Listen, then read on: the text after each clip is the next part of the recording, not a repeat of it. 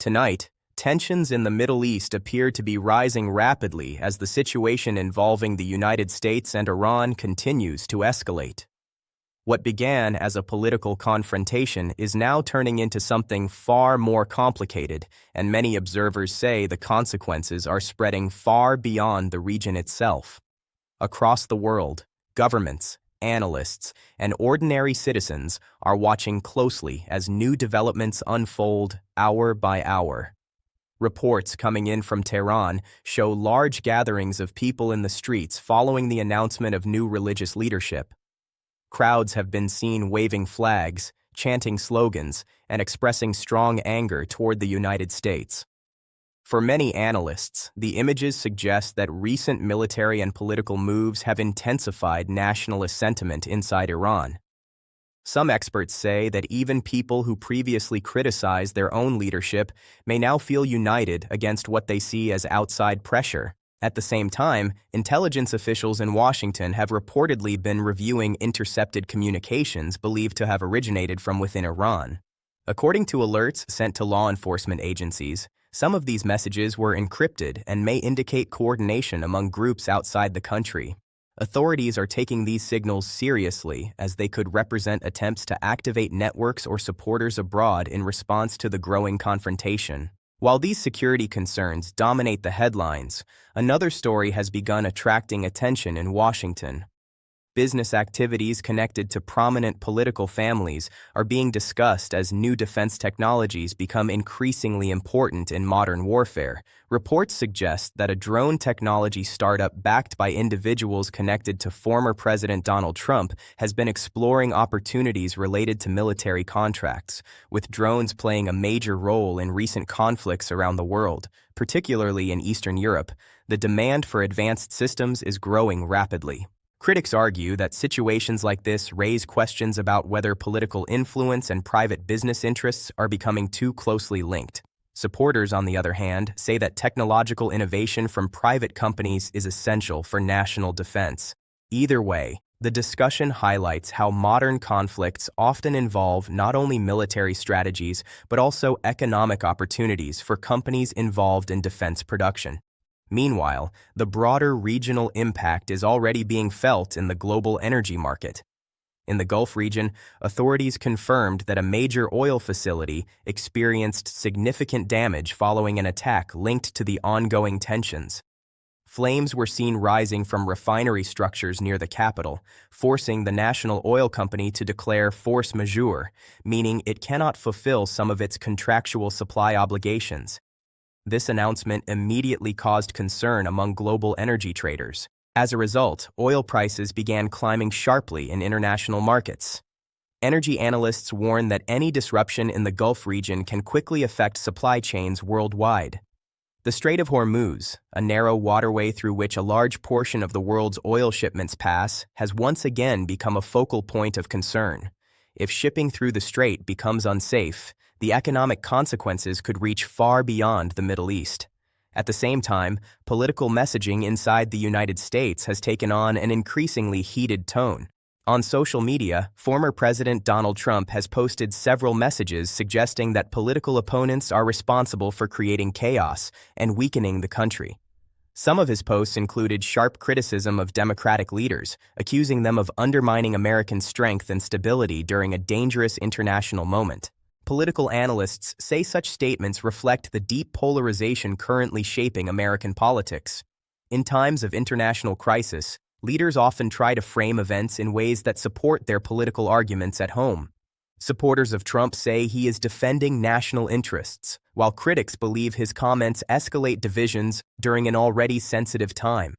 Another unexpected controversy has emerged involving Iran's national women's soccer team. A debate has surfaced about whether the players should be granted asylum abroad due to fears about their safety if they return home. Trump commented on the issue online, urging that they should be allowed to remain outside Iran if necessary. However, critics quickly pointed out that immigration policies during his administration were often restrictive toward people from the region, leading to accusations of inconsistency. Beyond politics, the media landscape has also become part of the debate. Some commentators on American television have argued that commercial ships should continue passing through the Strait of Hormuz despite the risk, suggesting that maintaining trade routes demonstrates economic resilience and national determination. Others strongly disagree, warning that encouraging ships to enter a potentially dangerous zone could place civilian crews at unnecessary risk. In the middle of these intense discussions, many viewers noticed something typical of modern news and online media: a sudden advertisement break. Sponsors promoting household products or services often appear even during serious geopolitical coverage, reminding audiences how commercial media operates.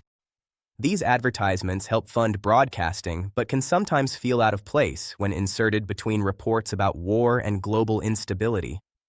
Meanwhile, the humanitarian impact of the conflict is becoming increasingly difficult to ignore. Reports from the region describe heavy bombardments and damage to infrastructure.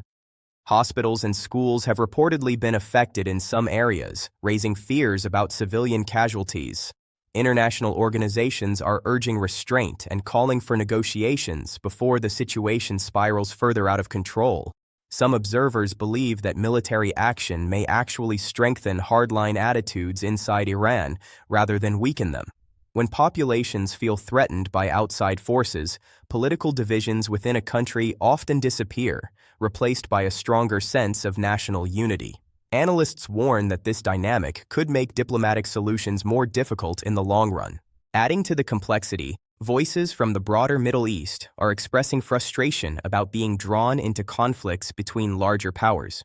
A prominent business leader from the Gulf region recently released a statement saying that countries in the region should not be forced into battles that serve the interests of outside governments.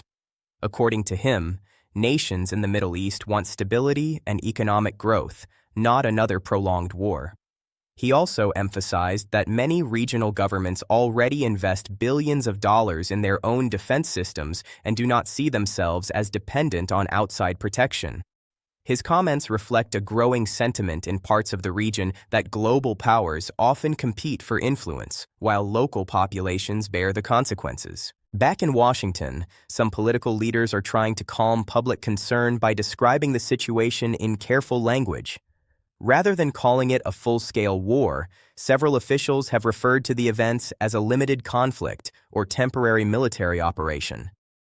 They argue that the actions being taken are intended to reduce threats and restore stability rather than start a long-term confrontation.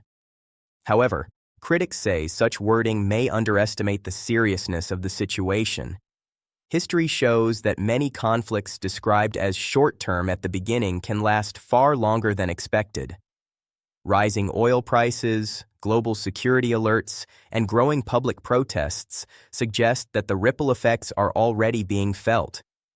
For now, the world waits to see what happens next. Diplomatic channels remain active behind the scenes, with international organizations encouraging dialogue between all sides involved.